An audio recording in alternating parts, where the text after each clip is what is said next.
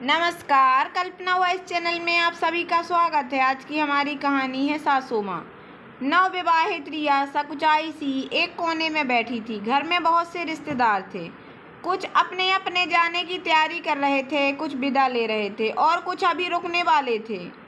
रिया की सासू माँ रेखा जी सबको विदा कर रही थी। तभी बाहर कुछ शोर सा उभरा। रिया अपने कमरे में सहम सी गई। उसने अपनी सहेलियों से सुना था कि ससुराल में बहू द्वारा लाए सामान को एक दो नहीं कई जोड़ी आंखें तोलती हैं और फिर शुरू होता है उनमें कमी निकालने का सिलसिला और बहू को सुनाए जाने का दौर। उसकी कितनी सहेलियों के माता पिता ने सब कुछ दिया उन्हें, तब भी उनको सुनना ही पड़ा।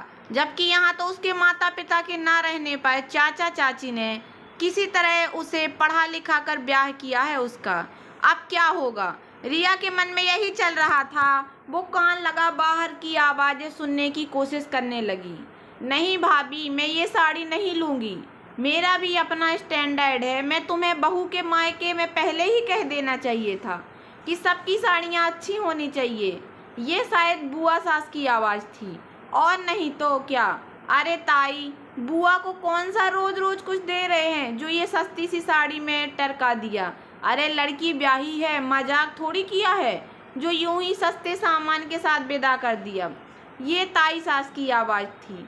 रिया उनकी बात सुन सोचने लगी, सासू माँ भी चार बात बोलेंगी और फिर उसे इस बात का एहसास करवाया जाएगा कि वो उनसे कम हैसियत के खानदान की है। वो सोचने लगी, चाची ने अपनी हैसियत के हिसाब से ठीक ही साड़ियाँ ली थी, अब उन्हें भी तो आगे अपने बच्चों का देखना है। हे भगवान, लड़की होना सजा क्यों होता है?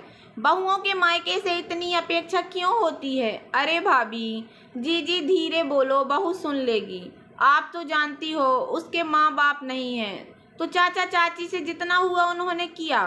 रेखा जी की आवाज़ आई। अरे माँ बाप नहीं है पर छोड़ के तो गए होंगे ना उसके लिए। बेटी के जन्म से ही माँ बाप उसकी शादी को जोड़ना शुरू कर देते हैं। लगता है चाचा चाची हजम कर गए सब।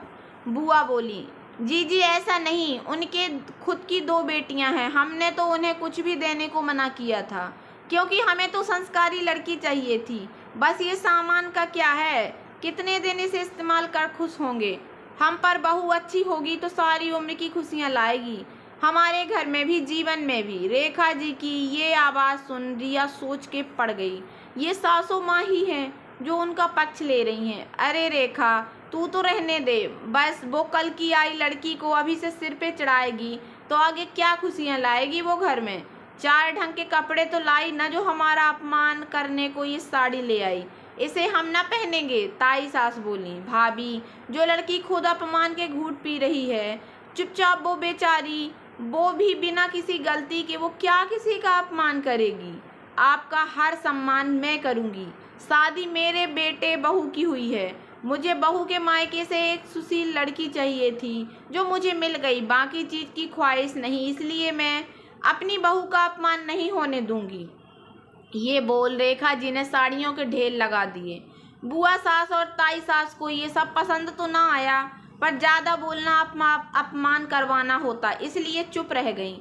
बेटा लो ये फल खा लो, भूख लगी होगी, फिर थोड़ा आराम कर लेना क्योंकि शाम को मुंह दिखाई की रस्म है।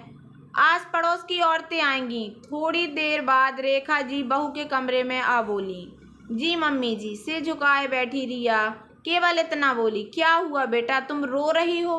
देखो बेटा, बाहर जो हुआ वो गलत था, पर उसके लिए तुम खुद को दुखी मत करो। हर घर में शादी में कुछ ऐसे लोग होते हैं जो खुद खुश नहीं होते बल्कि कमी निकाल दूसरों को दुखी कर देते हैं। रेखा जी रिया के सिर पर प्यार से हाथ फेरते हुए बोली, मम्मी जी ये आंसू उनके द्वारा कहे शब्दों से नहीं आए। मैं जानती हूँ शादी के बाद ऐसा होता है, हर लड़की को सुनना ही पड़ता है।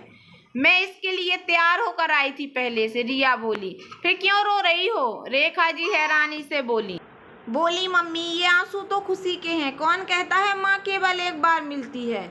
अगर सास आप जैसी हो तो ससुराल में भी बहू की रक्षा को एक सास नहीं माँ ही होती है। मैं सोचती थी मेरी माँ मुझे छोड़ गई, मुझे क्या पता था सास के रूप में फिर से माँ मिल जाएंगी मुझे। रिया भरे गले से बोली, ओह बेटा, तो यही माँ कहती है कि वो नहीं चाहती उसकी प्यारी सी बहू की आंख में आंसू आए। भले खुशी के हों, चलो अभी ये खाकर आराम करो तुम, जिससे शाम को खिली खिली नजर आओ और सब रश्क करें मेरी बहू को देख। रेखा जी उसके आंसू पोंछते हुई बोली।